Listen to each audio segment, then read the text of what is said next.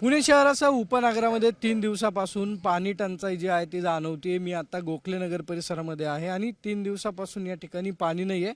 त्यामुळे महिला ज्या आहेत त्या या ठिकाणी आक्रमक झालेल्या पाहायला मिळतात। 3 दिवस झाले पाणी नाही आहे, काय परिस्थिती निर्माण झाली?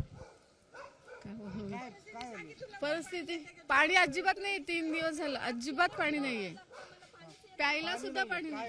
हो, पाणी तर 3 दिवस झालं नाहीये, त्याच्यामुळे भयंकर सगळ्यांना त्रास होतोय आणि शक्यतो तर लेडीजला जास्त त्रास होतो।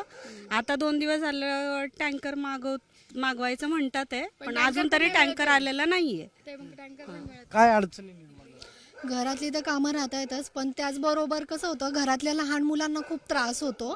त्याच्यामुळे पाण्याच्या कमतरतेमुळे मग बाकीच्या सगळ्याच गोष्टी राहिलेल्या आहेत। कशाची सोय नाही, बाहेर पण का कुठं नळ नाही आणि बोर वगैरे नाही, कसं घ्यायचं पाणी आपण? 2 दिवस नगरसेवक कुठे गेले? नगरसेवक त्यांच्या ऑफिसमध्ये आहेत.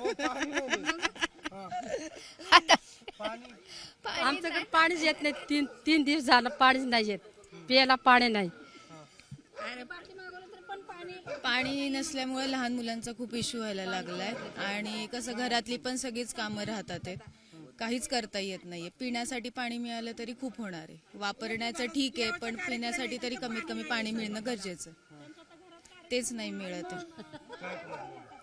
3 दिवस झाले पाणी नाहीये आणि आता रात्री 11:15 वाजता पाणी येणार होतं, तेही आलेलं नाहीये।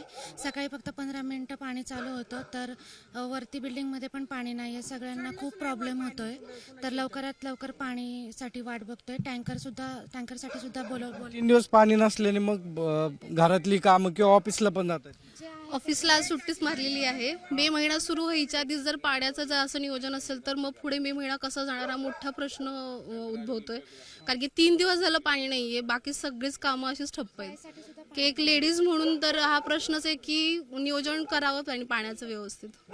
मग टँकरला किती पैसे मोजायला? नाही, त्याचे काय 1001 रुपये घेतात टँकरवाले, 1200 रुपये घेतात। मग ते अजून टँकर मागवलं तरी अजून आलेला नाहीये आणि एक तर आमच्या घरात कार्यक्रम आहे, आता काय करायचं आम्ही सांगा बरं? कधीपासून पाणी नाही, मग काय? अहो 2 दिवस गुरुवारपासून पाणी नाही, पाणी जाणार म्हणून म्हणले ना, तर अख्खं पुण्यात पाणी नव्हतं, त्याच्यावर कालच्याला पाणी नाही, कालपासून आजपर्यंत पाणीच नाही आलं। मग कसं काय करायचं आम्ही आता? कुठं जायचं? पाणी इथं बोरिंग नाही, काय नाही, कुठनं पाणी भरणार आम्ही? पाणी नाही, मोकळी पाणी। मी नील ज्योती सोसायटीतून बोलते।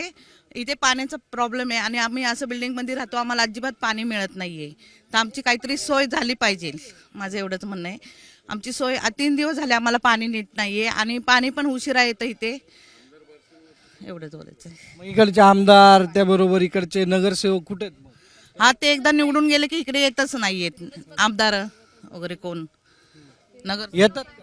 हो येतात, नगरसेवक येतात। ते पाण्याचा आज 2 दिवस झाला प्रॉब्लेम झालाय, नाही तर तसं होत नाहीये। गुरुवारी येणार नव्हतं ना पाणी, त्याच्यामुळे ते 2 दिवस त्रास होतोच पाण्याचा, नेहमी नाही होत आम्हाला। आणि जरी पाणी आलं ना तरी पण ते त्याचं हे खूप कमी असतं, त्यामुळे मग जे 3ऱ्या-4थ्या मजल्यावर असल्यामुळे पाणीच वरती चढत नाही, त्यामुळे मग जे वरच्या मजल्यावर राहतात त्यांना तर खूपच अडचणी येतात। की आपण जर पाहिलं तर अजूनही 2 दिवस झाले टँकर या ठिकाणी आलेला नाही आणि पाण्यामुळं या ठिकाणी महिलांचे हाल होताना पाहायला मिळतात। मात्र महानगरपालिकेकडून उपाययोजना करणं आवश्यक आहे, महिला आक्रमक झाल्यात। कॅमेरामन किरण काजळेसह सागर साम TV।